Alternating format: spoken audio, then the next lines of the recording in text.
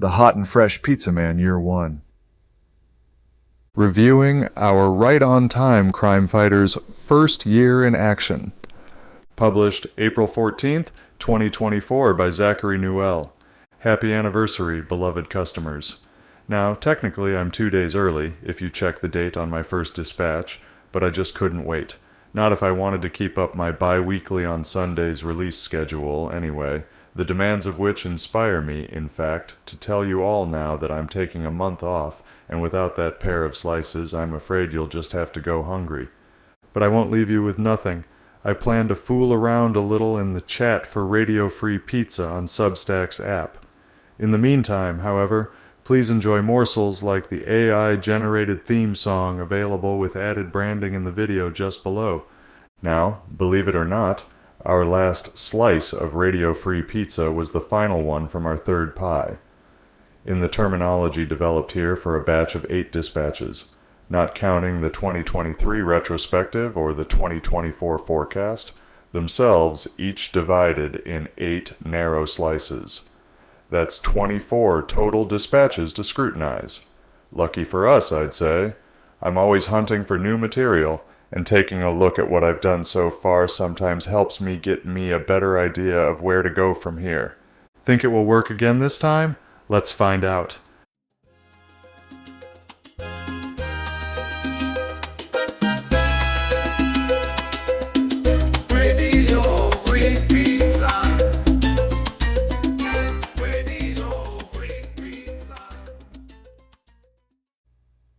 Charting the Territory. Year 1 started with the big reveal. I'm Zach. Pleasure to make your acquaintance once more. I'm a longtime comic book nerd who also enjoys writing about superheroes. I script and my friend Dave illustrates a comic, Local Interest Pulp, starring, a parody of, one of our neighborhood eccentrics writing a novel series which I publish as the interim founder of Diaphora Co, an independent arts and entertainment collective. With those introductions out of the way, Year 1 moved into a discussion of cancel culture as a modern phenomenon, using the comic book community as an example. That led, naturally, to a discussion of contemporary American politics more generally, and the impossibility of dividing it from economics. This exploration continued into the sphere of political linguistics as I examined liberal and conservative ideological dialects, with those dispatches introducing the concept of cultural austerity before I applied it to the 2023 Hollywood strikes, and detailed how my speculations on an ownership model for Diaphora Co, incorporating the DAO structure from the cryptocurrency sector, could address such issues. From there, Year 1 turned again toward economics to explore its intersections with both historical and contemporary geopolitics. But I didn't last too long before I started talking about superheroes again. That dispatch deserves special mention as the only one to include footnotes for the purposes of aggregating improvised plot notes for the Pizza Man saga. With that out of my system, I redoubled the earlier investigation into the geopolitics of economics under the ascendancy of the BRICS plus trading bloc before deploying again the technique of comparison to history to examine present-day neo-Nazis in the US, Canada, and Ukraine. Cultural austerity appeared again as I discussed further its relationship to social engineering, before examples from that dispatch led me to showcase Panama as a victim of Western imperialism in Latin America, both in history and in the present day. Our attention then turned to the World Economic Forum, WEF, for what it can tell us about imperialism's present-day agenda, as I meanwhile discussed strengths and weaknesses in indie media discourse surrounding the organization. When the more conventional calendar had only just turned, Year 1 was still charging ahead. In fact, I started moving closer to home, discussing the 2020 George Floyd riots in Minneapolis and the subsequent fall of the city. You can see how Patrizio handled it in Local Interest Pulp Hash 3. Soon enough, I started talking about superheroes again. In particular, these stories' current shortcomings in staging our world with any poetic fidelity. Questioning how superhero narratives have served as U.S. imperial propaganda led me to examine thereafter the function of popular entertainment as predictive programming in the context of the coronavirus pandemic. Noting from that example how the response to that international crisis enriched the ruling class, I turned to capitalist proposals for addressing climate change and contrasted these against socialist models for domestic energy policy. Comparing energy policies under capitalism and socialism preceded what I believe to have been the sole instance throughout year one when a critique of socialism appeared, courtesy of Friedrich Nietzsche. But you wouldn't know it from the third pie's last slice, which articulated libertarian communism as a socialism with American characteristics designed for the 21st century. All right, cool. Anything else?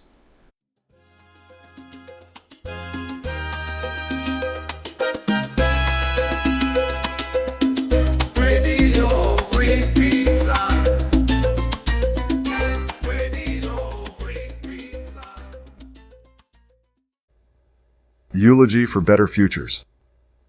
During this past year one, I recorded and released the 12th and final episode of the Better Futures podcast miniseries, on which I've been in intermittent production since 2021. In each episode, I interview one guest to find out what critical issues they see facing humanity today, and to explore innovative solutions for a more promising future. These issues span a diverse range, including climate change, social media, public health, social contracts, community action, and the flaws in our social systems and institutions, which we advocate addressing variously through cooperative solidarity, or critical resistance, or revolutionary change. Our first episode begins with an exploration of existentialist perspectives on building a better future, emphasizing the importance of questioning social norms and fostering connections with life's meaning. Subsequent episodes delve into climate change, economic disparities, and threats to the food supply, while exploring the potential for innovation and positive change. Discussions on public health and preventative measures follow, exploring ways to incentivize corporations and governments to invest in human well-being. In a unique episode recorded in 2021, Aaron interviewed me about my motives for producing Better Futures, how they relate to my recovery from a coma in 2018, and about the need for positive interactions and healthier public discourse more generally. Other episodes focus on themes of empathy, compassion, vulnerability, and the social contract between citizens and government. Yet more explore the impact of local community action and mutual aid, the flaws in fiat currencies and the Federal Reserve System compared to alternatives like gold, silver, and decentralized cryptocurrencies, and how partisan politics, censorship, and media consolidation sow social division, emphasizing the importance of returning journalism to a trade that serves the working class and holds the powerful accountable. Guests and I repeatedly examined social media's impact on society, highlighting the challenges of navigating an uncontrollable entity filled with conflicting visions and manipulative information. We also discussed the influence of technology companies on political discourse and the need for regulating big tech, emphasizing the importance of protecting free speech and counteracting the privatization of public spaces. This concern for a lack of regulation on big tech would later reappear in Radio Free Pizza's coverage of Dr. Robert Epstein in January. Altogether, the series examines our society's failures from a grassroots level, and seeks to chart ways through which we can work together to create a better world for ourselves and the rest of our species. These 12 interviews offer a thought-provoking journey aiming to address various societal challenges, encouraging critical thinking and inspiring listeners to take a proactive approach in building a more promising future. Sounds awesome. What's next then?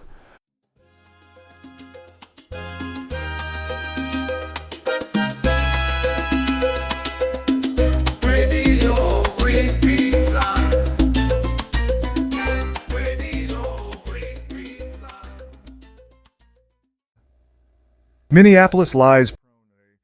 Our coverage of the local and national reception of the Alpha News documentary The Fall of Minneapolis, 2023, reported the scandalized reaction of Glenn Laurie and John McWhorter on The Glenn Show, sponsored by the Manhattan Institute. In February, however, the estimable gentleman took on a more critical perspective of the aforementioned documentary after considering the first third of The Retconning of George Floyd, Radley Balco's own response from January affirming the guilt of Officer Derek Chauvin in Floyd's murder. As Balco's examination of Minneapolis Police Department, MPD, training protocols surrounding the maximal restraint technique, MRT, reveals, Chauvin misapplied the technique, intended for temporary use to apply a hobble restraint, and failed to place Floyd in a recovery position as soon as possible. Despite attempts to justify Chauvin's actions, Balco demonstrates, the evidence shows a clear disregard for Floyd's safety and contradicts attempts to portray Chauvin as following protocol. In fact, he argues, the fall of Minneapolis misleads viewers about official police training techniques, which, Balco points out, did not condone the prolonged use of force observed in Floyd's case, and for presenting testimony out of context. Accordingly, Laurie and McWhorter debate their initial positive reaction to the film and whether they were too credulous in highlighting it, given Balco's criticisms of its accuracy. Laurie concludes the filmmakers were dishonest in omitting key context and questions whether, in seeking counter-narratives, he was too gullible in highlighting the film's claims without giving them enough scrutiny. For his part, McWhorter defends the attention that their coverage brought to the film as valuable for stimulating public conversation, but agrees they should have been more skeptical of technical details. Though they believe that bringing contrary views into public debates is important, Laurie reflects on the pitfalls that arise when worldviews become too oppositional, while McWhorter emphasizes keeping open, correcting errors but not dismissing marginal voices.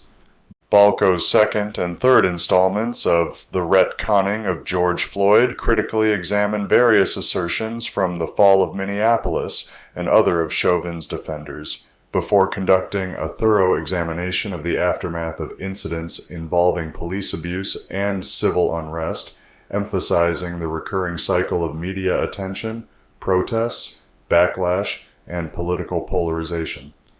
Between these updates, he also took the time to acknowledge Laurie and McWhorter's critical engagement with his rebuttal to the documentary. In the former, Balco maintains that George Floyd's death didn't result from drug overdose or natural causes, as Coleman Hughes contended in January, but rather from Chauvin's actions. Balco corrects misinterpretations of forensic evidence and disputes the significance of the autopsy findings by medical examiner Andrew Baker, while emphasizing the role of positional asphyxia, Chauvin's disregard for Floyd's well-being, and the importance of police training and understanding his culpability. In the latter, Balco sheds light on the systemic problems of police abuse, corruption, and racial bias within communities, focusing on the MPD as a case study and criticizing the fall of Minneapolis for its attempt to absolve the police implicated in George Floyd's death while neglecting systemic issues within the MPD. He scrutinizes key figures such as former MPD Union President Bob Kroll, highlighting his history of misconduct and influence within the police force, discusses the threat to reforms initiated post-Floyd's death, especially in conservative-leaning states, and identifies forensic pathology and death investigations as areas in need of reform.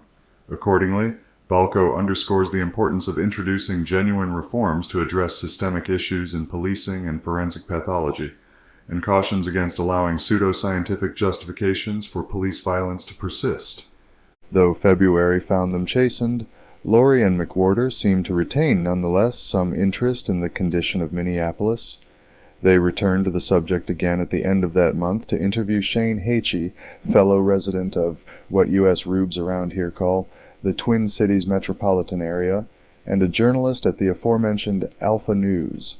In that episode, the pair review the reactions to their previous commentary on the fall of Minneapolis. McWhorter maintains that they provided a service promoting discussion, despite some judgment lapses. Laurie acknowledges critique of the documentary, but still thinks Chauvin was railroaded, before introducing Hachey, who details the anti-police sentiment and lack of concern for public safety among the city council and community activists. Among the more notable points of Hachey's account, enough for the Glenn Show to clip the segment embedded above, describes how George Floyd Square, the site where George Floyd was killed in Minneapolis, became an autonomous protest zone with no police presence for about a year. During the day there were peaceful protests, but at night there was lawlessness, with looting, shootings, and gangs taking control of security. Of course, dangers for residents during that period only multiplied, and suspects arrested for violent crime like carjackings were quickly released due to protester bail funds. In a particularly harrowing story, Heichi recounts how a pregnant woman was shot and killed, and because first responders couldn't access the area, quote, "My friend's neighbor had to drag her dead body about 5 blocks, end quote. With a story like that, it's easy to understand why Heichi adds, quote, "Guys, it's hard to believe. There are things that happened in this time that will make you question the fabric of the civil society you live in," end quote. Maybe that goes some way toward explaining why I so willingly entertained the counter-narrative that Tucker Carlson presented in October and in the fall of Minneapolis in November. Having resided here much of my life, and for the last 3 years in particular, I've begun to question what really constitutes the fabric of civil society, since its deterioration has been on unabashed display, and found myself wondering if, whatever that fabric is, maybe there are some who seek to profit from seeing it torn apart. Still, I see a need to take a page from Laurie's book, and to review my own past commentary for instances of uncritically embracing counter-narratives and to develop clearer criteria for scrutinizing the same. However, we might also respectfully suggest that Minnesota Attorney General Keith Ellison should likewise develop a criteria for scrutiny, after seeing his appearance on The Glenn Show little more than a week ago. Submitting that suggestion, however, has nothing to do with Chauvin's trial or Ellison's prosecution.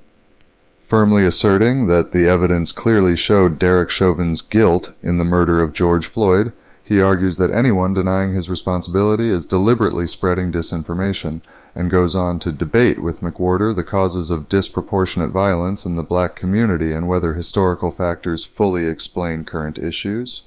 However, when Laurie expresses concern about the demoralizing precedent set after the city government allowed rioters to burn down the Minneapolis police precinct, Ellison responds, quote, "How do you tarnish the peaceful First Amendment protected raising of voices, say, 'This abuse of government power is wrong'? Well, you infiltrate the group and do things that the group will be responsible for," end quote. Laurie interjects, quote, "Excuse me for interrupting, I just want to understand you. You're saying pro-police elements infiltrated the protest?" End quote. Ellison answers, quote, "I don't think the Boogaloo Boys are pro-police, I think they're pro-chaos. In no way I'm saying that these people were in favor of the police. What they're in favor of is fomenting chaotic, crazy situation. Okay, so they're anarchists. I know anarchists who would never do anything violent like that, but they are people who want disorder." End quote. Of course, as you may recall from our dispatch in January, only one of the 17 people charged in federal court for committing arson or rioting during the George Floyd protests was reported as a member of the Boogaloo Bois, and one of only 2 people charged from outside the state. One Minnesotan member was charged in September 2020 for efforts to conspire with an international terrorist group who was also allegedly present during the 2020 civil unrest. But I can tell you from experience that the riots enjoyed a broader support than Ellison seems to remember, and have been celebrated in some circles as recently as January. But they say it's a free country, so Ellison can take the suggestion or not. Whatever narrative he chooses to explain the George Floyd riots, I'm sure that he's simply being honest and not ignoring evidence that doesn't implicate a useful political scapegoat to demonize the other side of a partisan divide. I bet, that's it, right?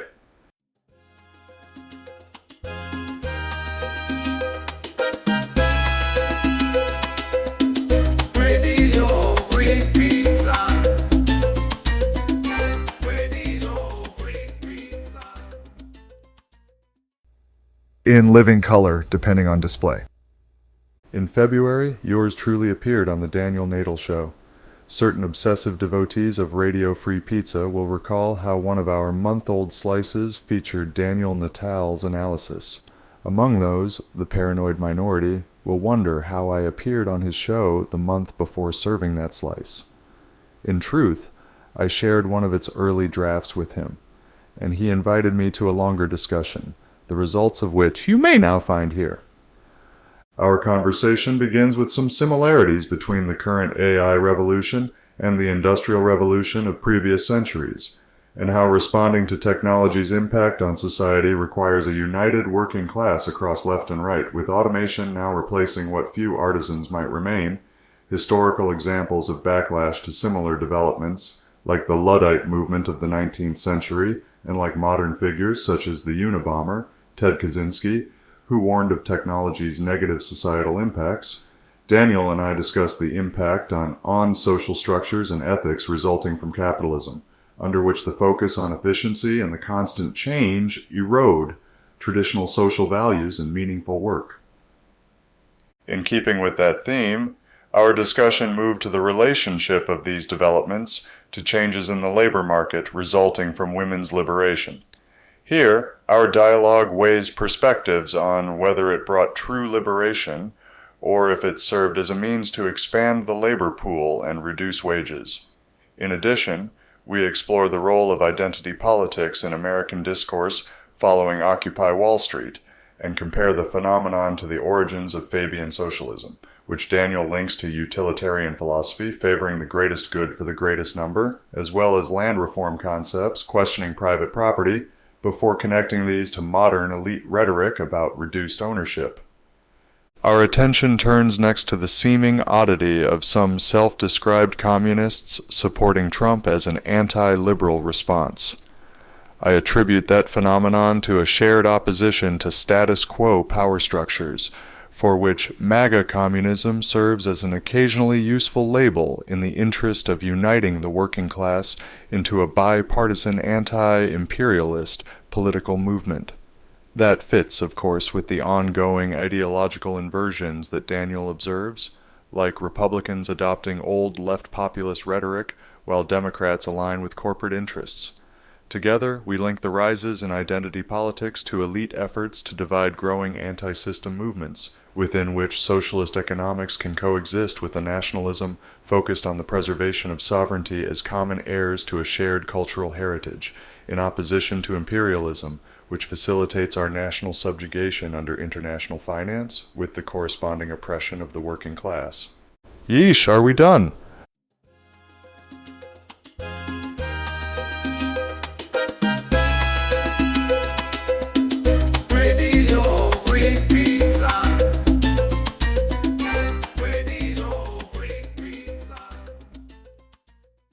Estimated trajectory.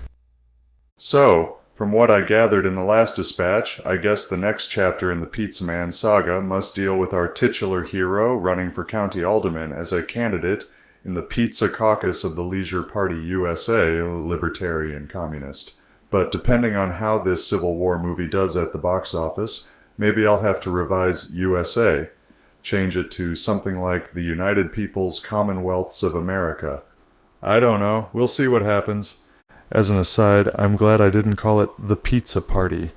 There would have been the chance in it to play off the modern convention of throwing a pizza party in the workplace in lieu of increasing wages, but I can just nod to that more subtly with Pizza Caucus. Something else I'd like to work into that whole saga. I think it would be really fun to somehow play off the Pizzagate conspiracy theory of 2016, which suggested high-ranking officials in American politics participate in child trafficking at restaurants like the Comet Ping Pong Pizzeria in Washington, D.C. Though my customary username dates to 2015, somehow the potential association between it and the aforementioned conspiracy theory escaped me until this year, when the release of the latest Jeffrey Epstein files brought it to mind, and when I observed another internet user assert Pizzagate's reality. As the GIFs included in the linked tweets show, this potential association variously makes me nervous and cracks me up.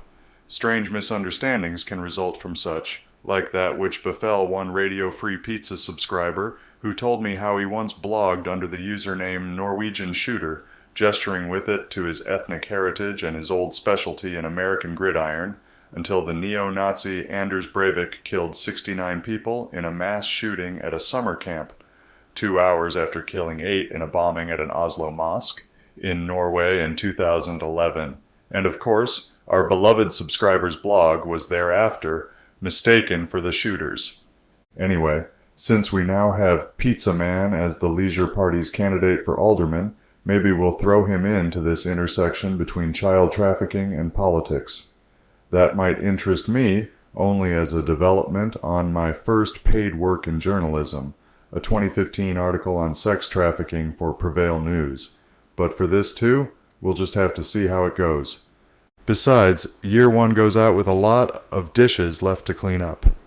Careful readers will recall the New Year's resolutions from Radio Free Pizza's 2023 retrospective and additions to that list from the 2024 forecast, with Study the Discourse surrounding MAGA communism and brainstorm alternative political and economic models that could provide prosperity without imperialism, both accomplished in our last slice, and explore potential connections between the George Floyd protests, wealth extraction, and neo-feudalism addressed last quarter. I think we've been making good progress. But even while I'm clearing the table, more lands on my plate, meaning that even as I'm crossing items off that list, I think of further tasks to add. Last month really piled them on. You see, Nietzsche's aforementioned critique of socialism harmonizes with one that Darren Allen, much admired around these parts, leveled against the late David Graeber, in which the former finds characteristic of socialists, that his analysis neglects how, quote, technology beyond a limit automatically subjugates men and women to its needs, infects their consciousness with its utilitarian priorities, degrades man's apprehension of the ineffable, trivializes nature, numbs awareness, forces dependency, supplants free choice, and tends towards the colonization of every sphere of human activity. End quote. And that critique, in turn, reveals to me an apparent deficiency in the program of a socialism with American characteristics, the absence, thus far, of a transcendent or spiritual priority, contrasting the utilitarian one emphasized above, to transformationally reinvigorate the national culture enough to ensure that the country attains to the status of a civilization state, either as the United Peoples Commonwealths of America, UPCA, as conceived above, or, since anything can happen, even as the current republic. The appeal of balancing the material security of a social market economy with the knowledge that one's community acknowledges one's inalienable rights won't necessarily be enough. I suspect we might find such a solution in emphasizing the celebration of innovation achieved through an individual's personal commitment, for example, to artistic expression, and to art's capacity to convey ideas and provoke thought, and through collective mobilization across religious and ethnic divides for the sake of accomplishing national projects of infrastructure and in other fields of engineering. With all the above in mind, here's my list of resolutions as it stands now, updated and consolidated after the equinox. Take it as, what might amount to, a preview of future coverage from Radio Free Pizza. Besides, of course, the scheduled return to the stories of our 2024 forecast and a predictable nod to the civic ritual of the American presidential election. 1. Crime rates, wealth inequality, and population. Research and compare crime rates in the U.S., USSR, and Russian Federation during the 90s. Maybe throw in the PRC and DPRK for good measure. And compare these to data on wealth inequality, elite overproduction, and population to assess secular cycles. 2. U.S. housing crisis, middle-class decline, and tenants' union inquiry. Research the U.S. housing crisis and its connection to corporations like BlackRock buying up the single-family houses in U.S. cities. Examine when the American middle class really started to decline and the American dream ended, and research the activity of tenants' unions nationwide. 3. Dismantle economic imperialism. Research options for busting or nationalizing monopolistic corporations. Examine approaches for reducing big money donor influence in U.S. politics, and develop proposals to increase working-class political representation. 4. Basic needs. Guarantee workplace productivity and wage growth. Analysis, research the idea of guaranteeing basic needs like healthcare and housing in exchange for service in programs like AmeriCorps. To have an open discussion on shifting cultural attitudes about the necessity of full-time work and how to move incrementally. and compile data on worker productivity gains over past decades compared to wage growth and changing workplace expectations. 5. Financial systems investigation and CBDC adoption monitoring. Research the history of money, central banking, and the potential manipulation of metals markets to suppress gold and silver prices. Look further into cryptocurrencies as an alternative to central bank-controlled fiat money. Consider the benefits of returning to a gold standard or similar system, and pay attention to how the adoption of central bank digital currencies, CBDCs, plays out globally in comparison to El Salvador's adoption of Bitcoin. 6. Geopolitics, economics, and systemic issues. Investigate the ongoing economic battle between the U.S. and China in Latin America, focusing on the fight over resources, and reflect on how current systems contribute to issues like pandemics, climate change, biodiversity loss, and mental health crises. 7. State enterprises and sustainability investigation. Examine the merits and flaws of nationalizing or establishing state enterprises in different sectors of the American economy, and explore ways of supporting innovations aimed at sustainability, rebuilding natural systems, and reforming economic incentives. 8. Media advocacy and fairness. Examine approaches toward establishing an equitable media ecosystem that serves the public interest and supports independent outlets, and explore policy changes to regulate corporate media. 9. Inner development, reflection, and transformative experiences. Exploration. Reflect on whether modern comforts waste internal value by substituting them for inner development and transformation, and consider ways to seek challenging experiences and frontiers outside of political solutions to transform oneself. 10. Libertarian communism. Explore ways to instill a national ethic in the U.S. of patriotic service to one's local community, and research socialist-inspired efforts to foster a sense of shared purpose and reduce socioeconomic disparities to promote social cohesion and communal responsibility. Once again, we'll see how soon I get around to any of that.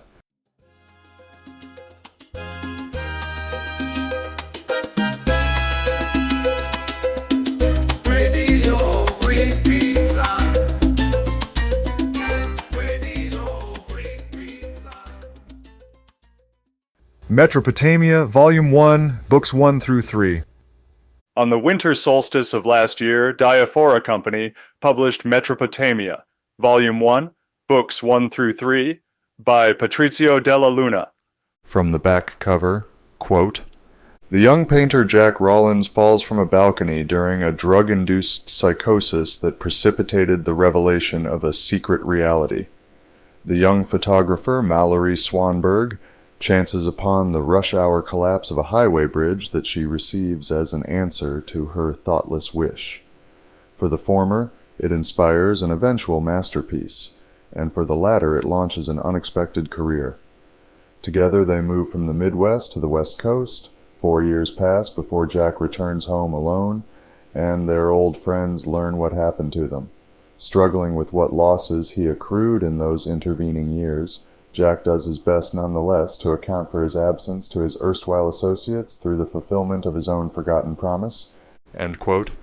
I would like to say that it's available in better bookstores, but at this time it's only available on Amazon. Still, the 555-page opus represents 3 years' work from Della Luna, not to mention Diaphora Co's talented team of editors and proofreaders, drawing on material from notebooks I first scribbled in a decade and a half ago. Radio Free Pizza's premium subscribers, I would hasten to remind you, enjoy digital copies of Metropotamia, Book 1, 2020, Book 2, 2021, and Book 3, 2022 in PDF and EPUB formats, along, of course, with our fondest regards.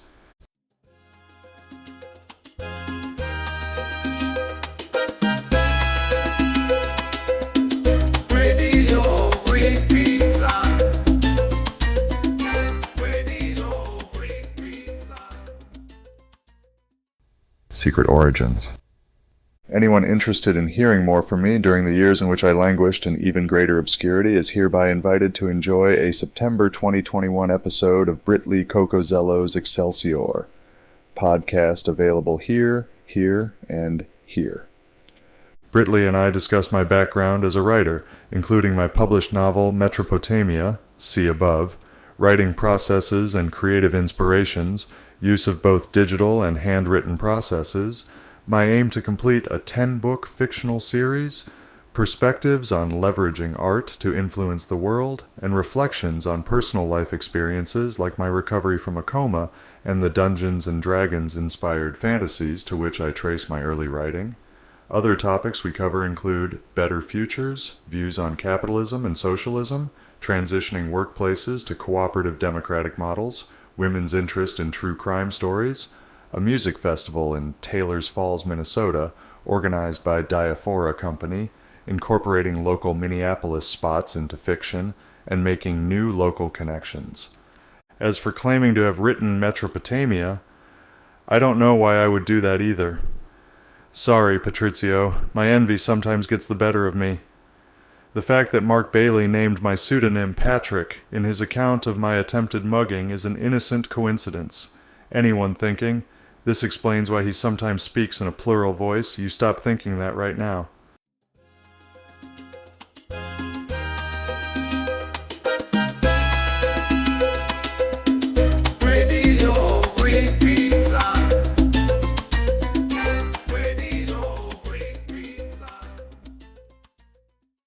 Converse and connect. As ever, readers remain invited to subscribe to Radio Free Pizza here for free in premium dispatches, to comment on these as they so desire, and even to reach out to me here or on other social media platforms to connect, converse, or collaborate. Now, at the end of year one, I'm trying out a new feature for the publication, the Radio Free Pizza subscriber chat, hoping to foster a community around thoughtful discourse. This is a conversation space in the Substack app set up exclusively for Radio Free Pizza subscribers, more or less a group chat. I'm not exactly sure yet what I'll post in it, but I'm thinking it will be stuff like polls and questions I have for subscribers, short thoughts expanding on previous dispatches, brilliant insights I discover, and/or useful resources that come my way. Besides that, I'm sure I'll ask you all to do the same, to share anything you might think of, that is. And if you'd like to get started, it looks like they've got a button for that too. If you'd prefer, you can also download the Substack app for either iOS or Android. Chats are sent via the app, not email. Just download the app, open it, and tap the chat icon. It looks like two bubbles in the bottom bar, and you'll see a row inside for the Radio Free Pizza chat. All done. Jump into my thread and say hi. If you have any issues, check out Substack's FAQ.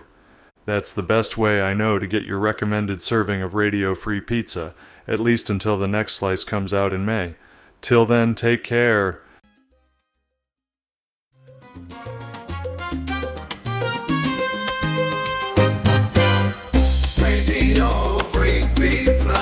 Radio Free Pizza is a reader-supported publication and listener-supported podcast.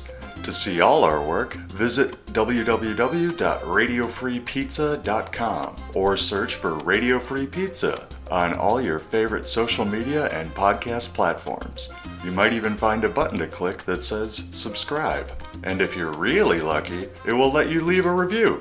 Otherwise, just share a link with your friends or on social media. Thanks for your support. Radio Free Pizza.